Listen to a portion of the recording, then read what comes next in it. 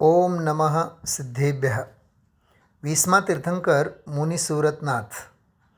મુનિ સુવ્રતનાથ ભગવાનની સ્તુતિમાં મુનિ સુવ્રત કે મુનિ સુવ્રતેશ ખૂબ સરસ એનો ગૂઢ ગંભીર અર્થને આમાં ઉજાગર કરવામાં આવેલ છે. પહેલી નજરે તો આપણને એવું લાગે કે જાણે કે આ એક સર્વસામાન્ય તીર્થંકરનું નામ છે. 24 તીર્થંકરમાંના એક મુનિ સુવ્રતનાથ તીર્થંકર. પણ અત્રે આપણે સ્તુતિમાં જોઈએ તો એના કેટલા ગંભીર ભાવો ખોલવાના પ્રયત્નો કવિએ કર્યા છે. સૌથી પહેલાં આપણે સ્તુતિનો પાઠ કરીએ. અજ્ઞાનાંધકૃતિ વિનાશ કરવા, જે સૂર્ય જેવા કયા, જેણે અષ્ટ પ્રકારના કઠિન જે કર્મો બધા તે દયા, જેની આત્મ સ્વભાવમાં રમણતા, જે મુક્તિદાતા સદા, એવા તે મુનિ સુવ્રતેશ નમીએ, જેથી ટળે આપદા. અજ્ઞાનાંધકૃતિ વિનાશ કરવા, જે સૂર્ય જેવા કયા. સૂર્ય સાથેની પ્રખર સહસ્ત્ર કિરણોથી સંપન્ન એવા ઉષ્માથી ભરપૂર અને પ્રકાશથી ભરપૂર સૂર્ય સાથેની સરખામણી કરતાં કવિ કહે છે અજ્ઞાનાંધકૃતિ એટલે અજ્ઞાનરૂપી અંધારાથી સર્જેલી જે કૃતિ, ટૂંકમાં 4 ગતિ 84 લાખ યોનિઓ કે પંચપરાવર્તન રૂપ ભવની જે યાત્રા, એ અજ્ઞાનરૂપી અંધારાથી રચાયેલી કૃતિ કે રચના કે અજ્ઞાનરૂપી અંધારાની જે કારીગરી છે તેને વિનાશ કરવા માટે, ટૂંકમાં અજ્ઞાનરૂપી અંધારાને, ઘોર અંધારાને નાશ કરવા માટે, વિનાશ કરવા માટે હે જિનેન્દ્ર ભગવાન તમને સૂર્ય જેવા કયા છે. ટૂંકમાં સૂર્ય જેવા આપ છો.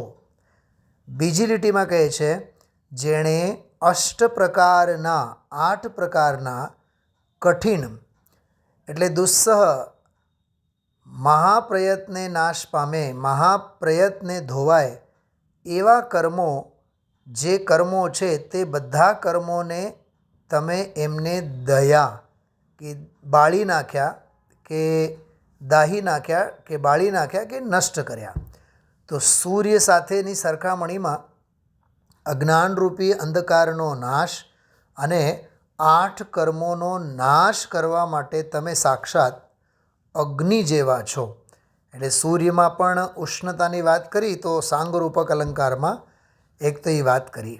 તો 2 લીટીમાં તો મુનિ સુવ્રતનાથ જિનેન્દ્ર ભગવાનને સૂર્ય સાથેની સરખામણી કરતાં અજ્ઞાનરૂપી અંધારાનો નાશ અને 8 કર્મોનો નાશ તમે કર્યા એની વાત કરી. હવે ત્રીજી લીટીમાં બહુ મર્મની વાત છે. જેની આત્મ સ્વભાવમાં રમણતા, જેની રમણતા, ટૂંકમાં જેઓ રમણ કરે છે, લવલીન થાય છે. શેમાં? તો આત્મ સ્વભાવમાં. તો જેની આત્મ સ્વભાવમાં રમણતા, જેઓ અજ્ઞાનરૂપી અંધારાને નાશ કરીને સૂર્યની જેમ 8 કર્મોને બાળી નાખ્યા છે અને આત્મ સ્વભાવમાં જ રમણતા જેમની છે. આ ત્રીજી વાત. અને ચોથી વાત, જેઓ મુક્તિદાતા છે, ટૂંકમાં હિતોપદેશી છે, મોક્ષ માર્ગ બતાવનારા છે, એવા તે મુનિ સુવ્રતેશ. હવે આનો અર્થ આપણે વિચારીએ. મુનિ એટલે તો મનન કરે, મંથન કરે એવા તે મુનિ કહેવાય. સાધુ પરમેષ્ઠીને સાધુ આત્મસાધના કરવાથી સાધુ કહેવામાં આવે છે. રુદ્ધિધારી હોવાથી ઋષિ કહેવાય છે. અને યત્ન પ્રયત્ન રત હોવાથી ષટકાય જીવોનો ઘાત ન થાય અહિંસકમય જીવન બને. તો આત્મ સાધનામાં પ્રયત્નશીલ હોવાથી તેઓને યતિ કહેવામાં આવે છે. તો આમાં મુનિ કીધું તો મનન કરનારા, મંથન કરનારા. તો ઉપરની ત્રણેય લીટીમાં જે કાર્યો બતાવ્યા એમાં મનોમંથન સાથે અભિક્ષણ જ્ઞાનોપયોગ અને તીવ્ર જ્ઞાનની સાધના સાથે, જ્ઞાનધારા સાથે જે વર્તનારા તે જ છે શું એટલે સમ્યક વ્રત, કે અજ્ઞાનરૂપી અંધારાને નાશ કરવાનો જેમનો વ્રત છે. 8 પ્રકારના કર્મોને નાશ કરવાનો કે એમને બાળી નાખવાનો જેમનો વ્રત છે. અને આત્મ સ્વભાવમાં લવલીનતા, રમણતા કેળવવી જ જેમનો વ્રત છે.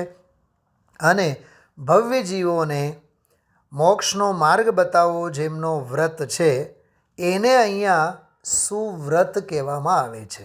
અહીંયા 28 મૂળ ગુણો વગેરે એમને કોઈને પણ વ્રત કે સંયમની શ્રેણીમાં રાખવામાં આવેલ નથી. અને એવા જે મુનિ એટલે સાધક, સુવ્રત એટલે આવો જેમનો વ્રત ઉપર કયા પ્રમાણે, એવા તે મુનિ સુવ્રત. બહુબ્રીહી સમાસમાં આવા જે મુનિ જેમના આવા સુવ્રત હોય તે મુનિ સુવ્રત. અને અહીંયા તો કીધું છે મુનિ સુવ્રતેશ.